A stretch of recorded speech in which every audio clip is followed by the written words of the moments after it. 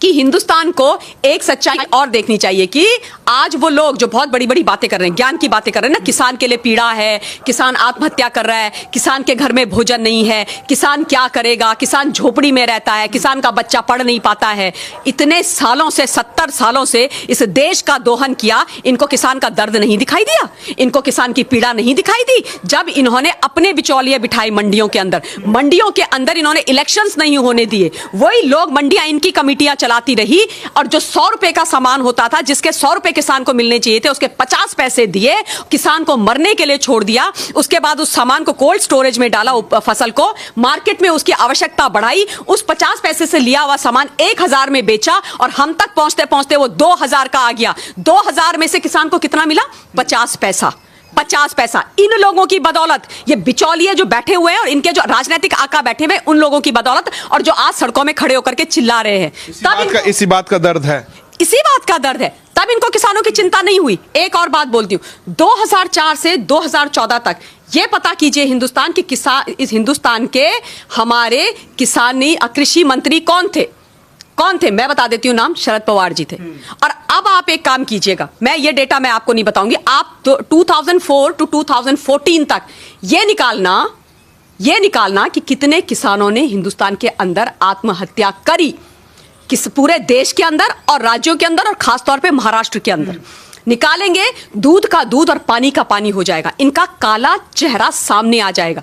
शरद पवार जी सारे प्याज की सारी मंडियां कंट्रोल करते हैं, वहां पर सारी मंडियां कंट्रोल करते हैं, और उसके बाद अगेन 50 पैसे में लेके उसकी होर्डिंग करते हैं, उसके बाद बेचते हैं। इन लोगों से प्रश्न नहीं किए जाने चाहिए?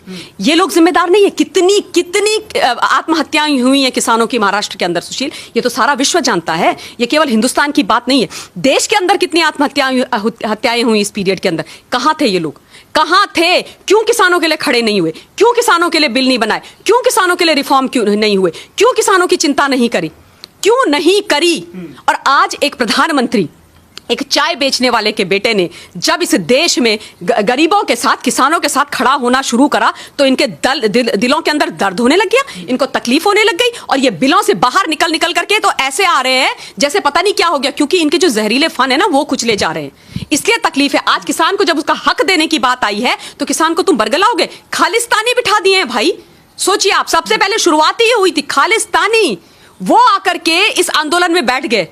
आप सोचो, जस्टिन ट्रूडो, कनाडा के प्रधानमंत्री का हिंदुस्तान के किसानों से और हमारे इंटरनल मैटर से क्या मामला है और क्या लेना देना है? उसका क्या लेना देना? जस्टिन ट्रूडो वहां से मैसेज भेज रहे हैं और पूरे देश में उसको, पूरे विश्व के अंदर उसको वायरल कर रहे हैं और अपना सपोर्ट जाहिर कर रहे हैं। और बाय द वे, वही जस्टिन ट्रूडो हैं ये, WTO में जस्टिन ट्रूडो ने MSP का विरोध किया, वहां विरोध करते हो, और यहां पे एक वीडियो मैसेज भेज करके हमारे यहां के लोगों को बरगलाते हो। क्यों खालिस्तानियों का साथ दे रहे हो? क्यों खालिस्तानियों का साथ दे रहे हो? परेशानी यह है कि जयचंद हमारे देश में है, सुशील। जयचंद इस देश की धरती के अंदर बैठे हुए हैं। वो इस देश का, मां भारती का, यहाँ की जनता का, चाहे वो जवान हो, किसान हो, आम जनता हो, उसका भला नहीं चाहते, क्योंकि जिस दिन उसका भला हो गया ना, इनकी दुकानें, इनका रोजगार बंद हो जाएगा। इसलिए जब किसानों की बात आती है तो ये चले जाते हैं कनाडा। जब धारा 370 और 35 से हटाई जाती है तो ये पहुंच बैठ जाते हैं चीन की गोद में। जब आतंकवाद करवाना होता है तो ये बैठ जाते हैं पाकिस्तान की गोद में। ये देशद्रोही हैं, ये देशद्रोही हैं। इनको पहचानना और इनकी खाल खींचना शब्दों के बाणों से और सच्चाई से बहुत ज्यादा आवश्यक है, बहुत ज्यादा आवश्यक है। क्योंकि जब तक हिंदुस्तान का आम नागरिक नहीं समझेगा, जनता नहीं बोलेगी, ये नहीं सीधे होने वाले हैं। इन्होंने दिखाना, योगेंद्र यादव, मिस्टर योगेंद्र यादव, आप बताओ ये कहां का किसान है भाई?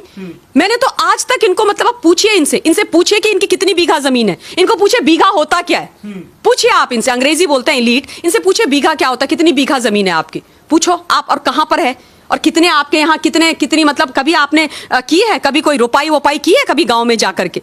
फसलों के आपको पता है कौन से सीजन में कौन सी फसल होती है? आप वहां पर गमछा ऐसे सर में लगा करके आप पहुंच गए किसानों के बीच में। ये तो वो व्यक्ति हैं, मुझे अभी तक याद है जब JNU में छात्र आंदोलन हुआ तो ये वहां भी कूद गए थे। नेताजी से ये स्टूडेंट बन गए, अब ये नेताजी से किसान बन